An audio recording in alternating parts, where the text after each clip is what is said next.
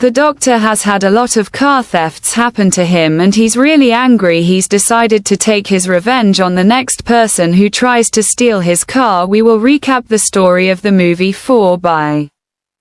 Ciro saw a car that didn't have an alarm while walking down a quiet street. This is why the car is an easy target in that neighborhood. Crime has become such a serious problem there and residents have had to take additional measures to protect themselves. The place has a lot of security cameras scattered around it, but that wasn't enough to scare Cyril. After breaking into the vehicle, the offender removed the stereo and stored the item in a backpack. He then finds sunglasses and decides to keep them. Before leaving, Ciro left a gift for the millionaire who owns the car. After wetting the rear seats in the worst possible way, man hides to avoid being spotted by passersby. He tried to open the car door when the street was empty again, and that's where his problem started. With all his might, Ciro was unable to open any of the vehicle's 4 doors, then tried to open the trunk again to no avail. Ciro kicked the window to no avail. He rummaged through the trunk. He finds a tire lever and broke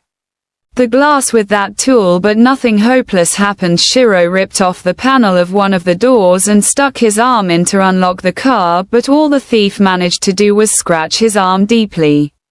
He then tries to destroy the carpet to find a way out, but soon finds there is no escape. As a last-ditch attempt, he decided to grab the gun in his backpack and shoot through the windshield. What he doesn't know is that the bullet will come back and hit him in the leg. Ciro was stunned by the gunshot. The wound left him speechless. He realized what had just happened. After a few seconds, the criminal took off his shirt and used it to stop the bleeding. Despite the attack, the glass remains intact. A woman passes by a car. Ciro tries to get her attention. He looks and bangs on the window as she puts on her lipstick before walking away. Evidently it is impossible for an outsider to hear or see what is going inside that car. Ciro begins to scream desperately and honks the horn, but nothing seems to help.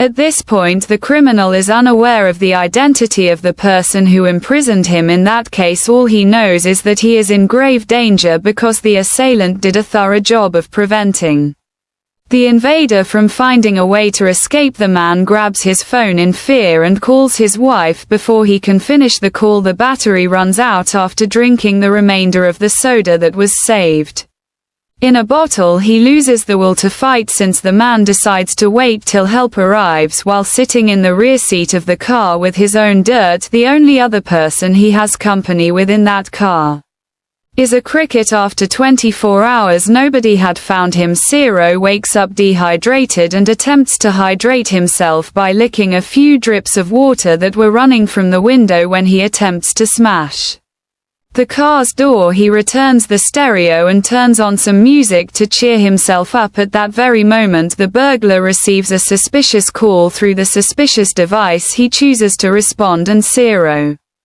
is greeted by Dr. Enrique, his jailer. As a result, the man reveals that he was born in Kiln 60 years ago and that he is a widower. This is the 29th time that his belongings have been taken. In total, he had been robbed before, but this time he made a different choice. When someone gets inside the car, the doctor put an alarm connected to his cell phone. He successfully locked the doors with his phone. By doing this, it becomes difficult for the individual to access the car from the inside. Instead, Ciro must use Enrique's key to unlock the door. The vehicle is entirely soundproof and armored. According to the doctor, the glass are also polarized, making it impossible for anyone outside to see the culprit. Enrique claims that he grew up in a middle-class family and that no negative things ever occurred. When doors of homes were left open, the guy finally inquires of Ciro what he would do if he discovered his son stealing. The doctor hangs up after the criminal says he don't know. Enraged, Ciro threatens to kill Enrique as soon as he is released. Remotely turning on the air conditioning at that precise moment gives the thief the chance to cool off, but the environment quickly begins to freeze when the driver tries to switch off the device, but the vehicle doesn't not obey his commands. He dons his shirt once more, trying to get his body to warm up after stopping the wound with a piece of his pants.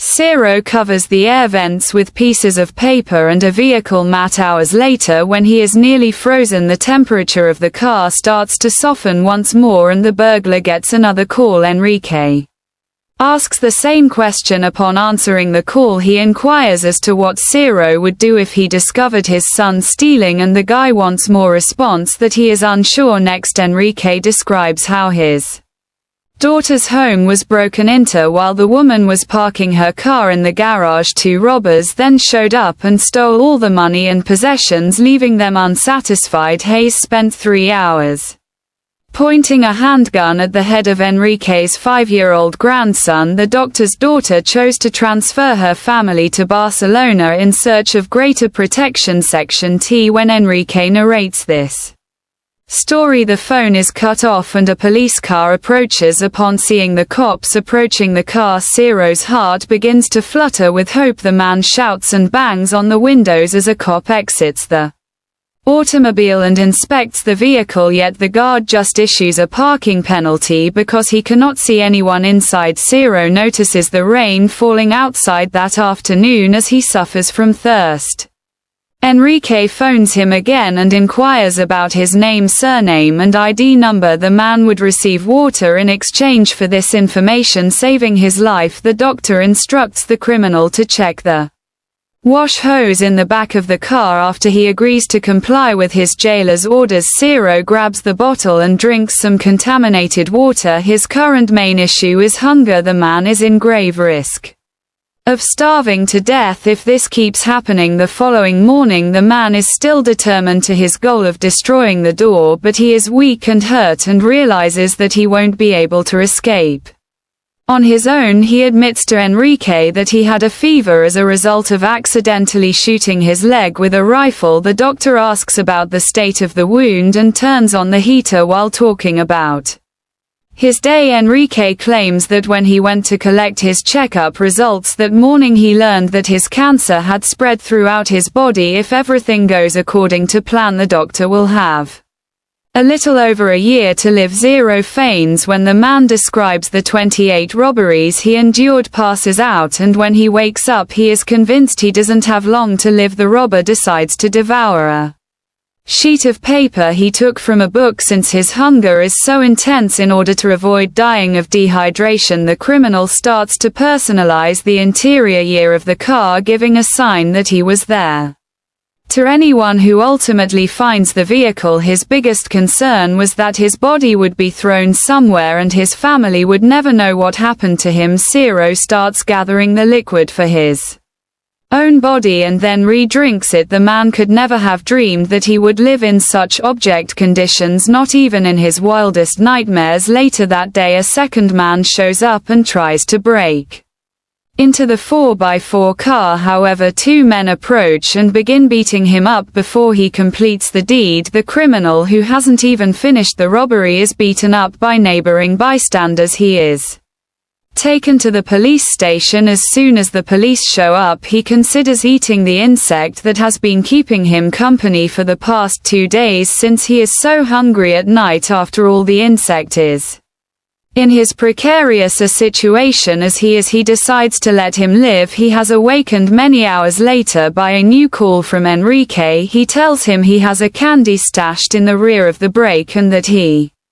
is in a good mood. He runs to the candy right away and eats it quickly before the doctor hangs up the phone. The thief begs for more water and a cigarette. With nothing to do, he watches the neighboring residents' routines and finds a particular pattern that occurs every day. If he were free, knowing that during the observations Ciro would be able to clean up everyone who resides on that street. The burglar discovers that the local beggar who had been munching on 2 rotting apples the day before had recently discovered a slice of pizza in the trash. Because he was starving, Ciro is envious of that fortunate man. Later, the burglar keeps working on his strategy to open the automobile door and succeeds in his mission. Ciro yells with all of his strength, but to no avail, because the hole he manages to make with the tool he found in the trunk is too small. It's practically hard for anyone to hear him. Enrique shows up with information regarding Irina and Lionel, wife and son of Cyril. As the man hears This he begins to worry that his family is in danger, but to his surprise Enrique breaks some positive news. The doctor asserts that he gave Irina $150,000 in cash on the pretense that her husband had won the lottery. He even went so far as to recommend that the mother purchase a home in order to avoid paying rent and utilize the remaining funds to fund her son's education. Enrique asserts that Ciro is unworthy of his family. The man claims he obtained the criminal's file through a police friend and learned that he had already murdered a victim. Ciro tries to excuse himself by saying that he was only acting in self-defense during a robbery. The proprietor of the tire shop brandished a knife to stab him and Ciro shot him. Finally, he asserts that years of his life spent in prison have served as payment for his error. Enrique says that Ciro was the chosen one and is now sentenced to a new punishment. The man is unable to sleep that night since he knows he will be a prisoner for a very long period. He then makes the decision to assist his cricket friend in obtaining his freedom and wishes him luck afterwards. Ciro starts the car by accident while touching the ignition button. He fastens his seatbelt, reverses and intentionally causes an accident. The robber successfully breaks the window glass in this manner, allowing him to escape. He laboriously makes his way through the town until he finds the closest convenience shop. He hastily takes a bottle of water out of the freezer. He then grabs 2 hamburgers and starts eating. The security guard now approaches the offender and tells him to leave. Afterward, he pulls a gun and shoots the man once in the chest. The thief wakes up at that point and finds it was all a dream. Drained from pain and hopeless about getting out of that cage, he prepares to kill himself as he points the gun at his chin. He is however cut off by a call. He begs Enrique to let him see his son once more, but the doctor refuses. The thief then makes a suicide threat, but both his weapon and his plotter fails. The headlights of the automobile turn on a few seconds after Enrique commands him to look forward, revealing the kidnapper's real face to minimize the odor inside. The doctor enters into the automobile and sprays flavoring inside to help Ciro unwind. Enrique grabs the gun, smokes a cigarette and places it in his mouth. The man cries in anguish as the doctor extracts the bullet from his leg. As the man answers a patient's call, Ciro takes the gun and shoots the doctor before escaping. The insane man didn't sustain any serious injuries though. As a result, Enrique is still alive and pursues the culprit, but before he was apprehended once more, a policewoman who was doing the local patrol appears and Enrique is caught. He tries to justify the act by saying that he is punishing the car burglar, while still maintaining that he is aiding the police in performing their duty, but the police demands that the doctor release the man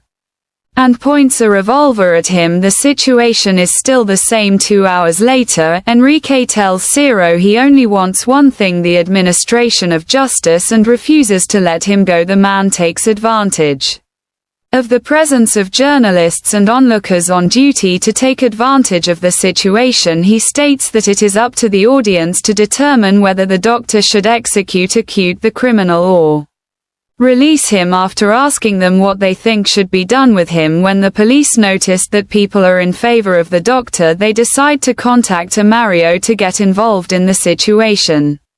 Enrique is standing next to his car aiming a revolver at the man's neck. Ciro has given up fighting by this point. The man is unconscious and watches as the person who set him up for that trap decides what will happen to him. The doctor finds it inconceivable that a burglar can break into his home, steal his automobile and escape punishment after being detected. The retired negotiator tells the doctor that he is there to help him when he gets to the spot. Then, according to Enrique, enforcing the law is the greatest approach to assist him and the rest of the populace. He then claims to have sympathy for and understanding of Enrique's rage. There are several more people there and they are all irate as well. The doctor could have killed the man, but that wouldn't change anything because there are thousands of such crooks in the world out there. Taking that young man's life will only make Enrique throw his life and career in the trash. The doctor remains steadfast despite hearing this. He asserts